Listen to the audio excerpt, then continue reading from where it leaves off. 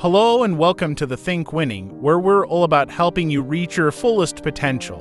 Have you ever felt like you were just going through the motions in your career or hobbies, never really making progress towards becoming a true master? It's a frustrating feeling and one that can leave you feeling stuck. But the truth is, we all have the potential to master any skill we set our minds to. The only thing that holds us back are the pitfalls that often come with the journey. Boredom, impatience, uncertainty, and fear can all cripple our learning and halt our progress towards mastery. Unfortunately, there are a lot of articles and videos online that promise quick and easy ways to become an expert in just a short amount of time. But let's face it, life hacks can only get you so far. Thankfully, Robert Greene has provided us with a much more comprehensive approach in his book, Mastery. This book is full of insights and examples from history's greatest practitioners and provides a roadmap for anyone who wants to become the best at their craft. The best part is, you don't have to be intimidated by iconic figures like Darwin, Napoleon, or Faraday.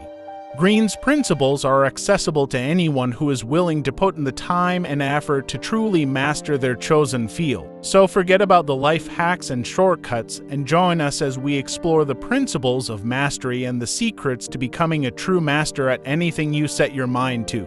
Number 1. Discover your inner calling. Becoming a master at something is not just about learning the right skills or techniques. The first step towards mastery is to look within yourself and rediscover what you truly love and what you are naturally good at.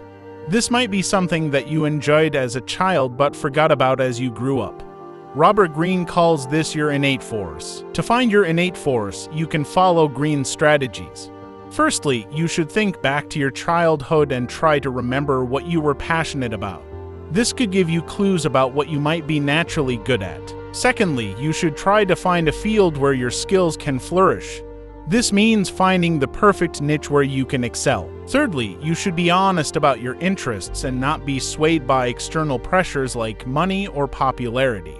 You need to have the courage to pursue what you truly love. Lastly, it's important to let go of the past and not let past mistakes or decisions hold you back.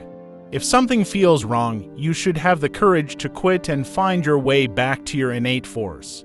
This might take some time, but it's worth it in the end. Number 2. Mastering your foundation. If you want to become really good at something, you should start by focusing on just one skill at a time. It's important not to try to learn too many things at once because it can be overwhelming and make it harder to really master any of them. Once you've chosen the skill you want to focus on, you should gather as many instructions or recipes as possible. These can be from classes, books, or other resources that teach you the basics of that skill. You should stick to these recipes for a while and practice them until you feel comfortable with the skill. But to really get good, you need to start experimenting and getting creative with your practice. Try combining different recipes or adding your own twists to make things more challenging. It's okay to make mistakes because that's how you learn and get better. For example, let's say you want to learn how to cook. You might start by focusing on mastering one dish like spaghetti bolognese. You would collect recipes and instructions for making spaghetti bolognese from different sources and practice making it over and over until you feel confident that you have mastered it. Once you have this foundation skill, you could then start experimenting with different variations of the recipe or branching out to other dishes. Number 3. From many to master. Robert Greene is saying that in order to become truly skilled in something, we need to be humble and acknowledge that there are people who know more about our field than we do. These people have gained their expertise through time and experience, not just natural talent or privilege. This is important because it helps us to understand that we can learn from others, and that we should seek out mentors who can help us grow. When we are at the stage where we have a lot of knowledge but still lack clarity, having a mentor can be very helpful. A mentor can provide us with guidance and feedback, help us assess our skills, and accelerate our learning. To find the right mentor, we should choose someone who meets our specific needs and who we are inclined to learn from.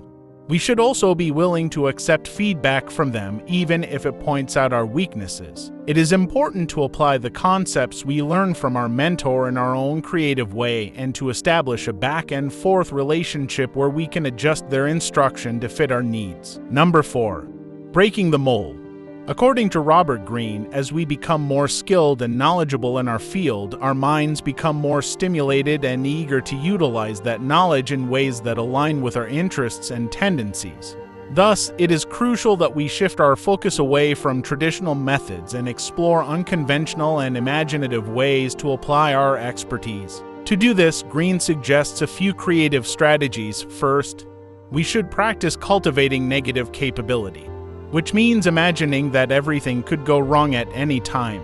This helps us to be more prepared for unexpected situations. Second, we should allow for serendipity by exploring unfamiliar territory and being open to new discoveries.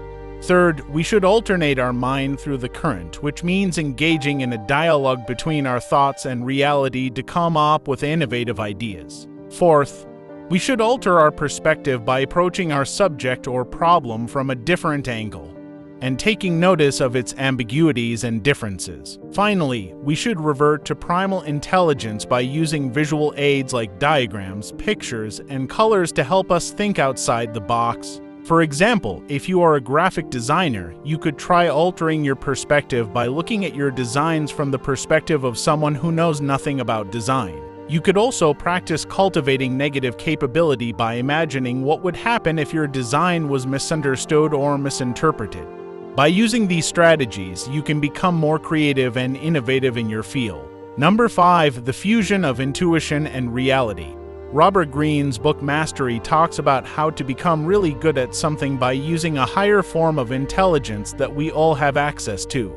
This kind of intelligence lets us see more of the world, predict trends, and respond quickly and accurately to any situation.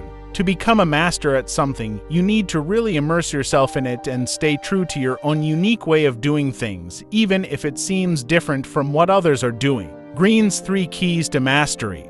Pay attention to the details of your work and internalize them so that you can perform effortlessly and creatively. Be open to feedback from others and don't let your ego get in the way. Extend your knowledge to areas that are unfamiliar and don't be afraid to break away from convention to test new ideas. When you combine these keys, you can develop a kind of intuition that lets you respond to any situation in a unique and creative way. This leads to a level of mastery that allows you to continue growing and expanding your skills. Thank you for watching this video on the 5 steps to become a master of your craft as inspired by the wisdom of Robert Greene. If you enjoyed this video, please consider subscribing to our channel for more content like this. Also, don't forget to hit the like button and share this video with your friends and colleagues who may find it useful.